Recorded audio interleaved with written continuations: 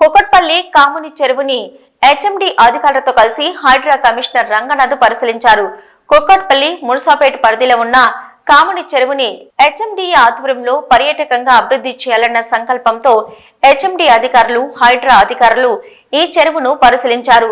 అక్కడ ఉన్న ఆటంకాల్ని తొలగించడానికి హైడ్రా సహకారం కావాలని హెచ్ఎండి అధికారులు అడగడంతో ఈ రోజు ఆయన కాముని చెరువును పరిశీలించారు.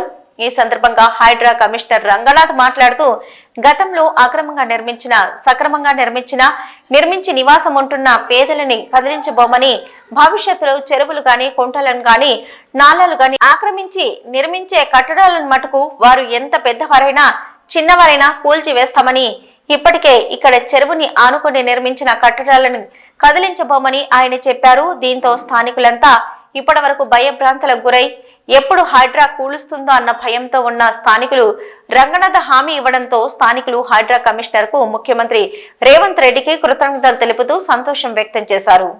ఇబ్బంది ఏమి ఉండదు, చిన్న చిన్న ఇల్లుల మీద రాదు. అది అర్థమైందా? హైడ్రా అనేది ఓన్లీ పాతయి, కొత్త ఎవడన్నా గట్టి ఇప్పుడు ఉంటది.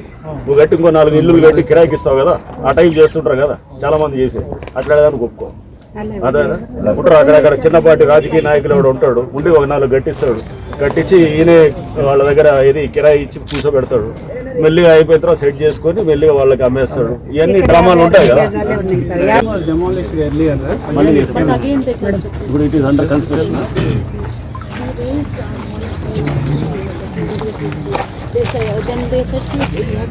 అయిన తర్వాత ఏ బిల్డింగ్ వచ్చినా దాన్ని ఒప్పుకో. జూలై నుంచి అనమాట, అర్థమైందా? సో అది పెట్టుకోవాలి క్లియర్. ఆ ముందున్న వాటిని టచ్ కూడా చేయాలి. ఆ ముందున్న ఇప్పుడు బిల్డింగ్స్ ఏవైతే ఉన్నాయో వాటిని ఏమో టచ్. మీరు అందరూ అందుకోసం మళ్ళీ ఏదో సోషల్ మీడియాలో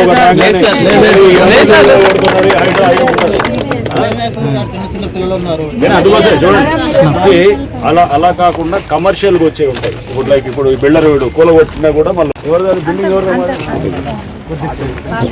ఎవరు ఫెన్సింగ్ లోపలే ఉండే బిల్డింగ్ కూలగొడితే కూడా మళ్ళీ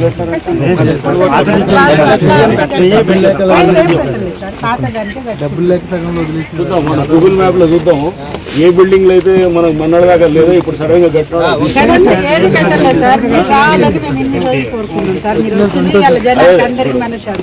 చూడండి ఇప్పుడు మీరు కూడా ఇంత ముందు ఇదంతా చేసి పక్కకి కట్టుకుంటారు. 6 floors ఎప్పుడు కట్టారు? రీసెంట్ గా ఎలక్షన్ తర్వాత 7 floors కట్టి ఆగింది. మనం ఇక్కడే 6 floors 200 కట్టింది. జూన్ తర్వాత ఇక్కడ వచ్చిన స్ట్రక్చర్స్ అని మాకు మార్కింగ్ అయిపోతుంది. Behind the temple, they constructed in 200-240 stories, 6 floors there. See, after the election, they have not started construction, but it is still. When was that construction? Before election.